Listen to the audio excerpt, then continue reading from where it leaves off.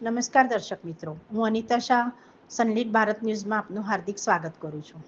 સુરત શહેરમાં શ્રી લક્ષ્મીનારાયણ દેવ મહિલા મંડળ દ્વારા એક ભવ્ય અને ઐતિહાસિક આંતરરાષ્ટ્રીય મહિલા અધિવેશનનું આયોજન કરવામાં આવ્યું હતું.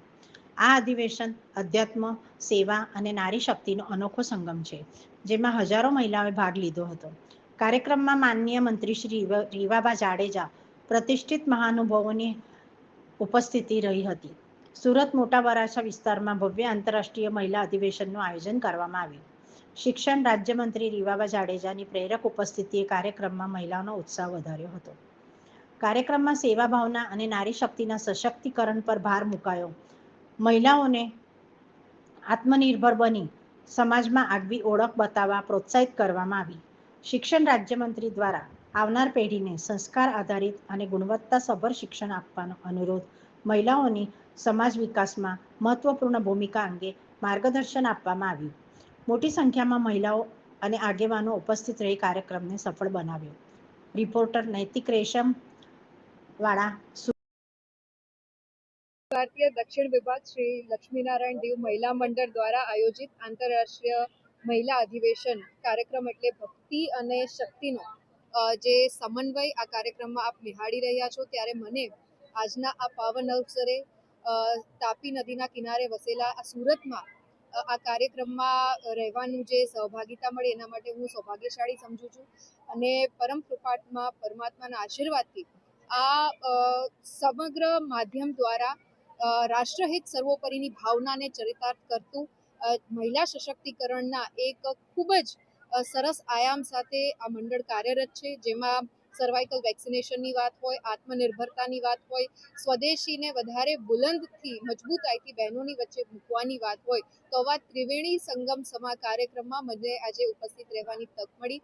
એ બદલ હું ખૂબ હૃદયપૂર્વકનો આભાર માનું છું. અને અહીં જોઈ રહ્યા છો કે એટલી વિશાળ સંખ્યામાં માતૃશક્તિ ઉપસ્થિત છે, ત્યારે એ તમામ માતૃશક્તિના વિચારો, એમના કાર્યોને અને આ સ્વામિનારાયણ દેવ મહિલા મંડળના સમગ્ર કાર્યકર્તા બહેનોને પણ હું હૃદયપૂર્વકના અભિનંદન જે અભિનંદન પાઠવું છું. અને આપણે હમણાં જ ટૂંક સમય પહેલા જ મહિલા દિવસની ઉજવણી કરી, ત્યારે એક દિવસ પૂરતો આ મહિલા દિન ના હોઈ શકે, પરંતુ થ્રુ આઉટ ધ યર માતૃશક્તિ છે, કોઈ ને કોઈ રીતે સમાજ સેવાની વાત હોય, સમાજ ઉત્થાનની વાત હોય, સશક્તિકરણની વાત હોય અને નવી પેઢીને સંસ્કાર સાથે, મૂલ્યો સાથે શિક્ષિત કરવાની વાત હોય, તો ત્યારે આ માતૃશક્તિનો રોલ જે છે એ ખૂબ જ અમૂલ્ય રહેતો હોય છે. તેવા તમામ માતૃશક્તિને પુનઃ હું આજના દિવસની હૃદયપૂર્વકની શુભકામનાઓ પાઠવું છું. હાલમાં બોર્ડની પરીક્ષાઓ પૂરી થઈ છે, તો વિદ્યાર્થીઓને શું સંદેશ? એમને સારા પરિણામ માટે ખૂબ ખૂબ શુભકામનાઓ. કરો એટલે હું સ્ટાર્ટ કરું. તમારું નામ? આંતરરાષ્ટ્રીય મહિલા અધિવેશન શક્તિ અને ભક્તિનો સમન્વય પરમ પૂજ્ય સનાતન ધર્મ ધુરંધર 1008 આચાર્ય શ્રી અજેન્દ્ર પ્રસાદજી મહારાજશ્રીના શુભ આશીર્વાદથી તેમજ પરમ પૂજ્ય અખંડ સૌભાગ્યવંતા ગાદીવાળા માતુશ્રીના શુભ માર્ગદર્શનથી દર વર્ષે આંતરરાષ્ટ્રીય મહિલા અધિવેશનનું આયોજન કરવામાં આવે છે. તેવી જ રીતે આજે 22 માર્ચના દિવસે આંતરરાષ્ટ્રીય મહિલા અધિવેશનનું આયોજન કરવામાં આવ્યું છે.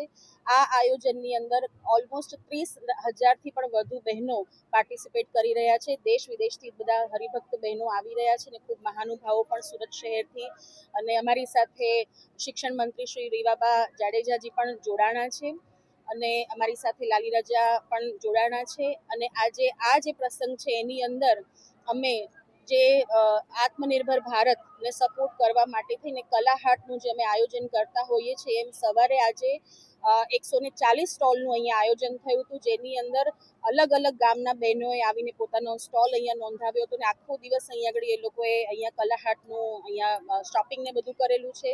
સાથે સાથે એવા બહેનોને કે જે દર વર્ષે આ કલા હાટની અંદર પાર્ટિસિપેટ કરે છે, એમને અમે સર્ટિફિકેટ આપવાના છીએ.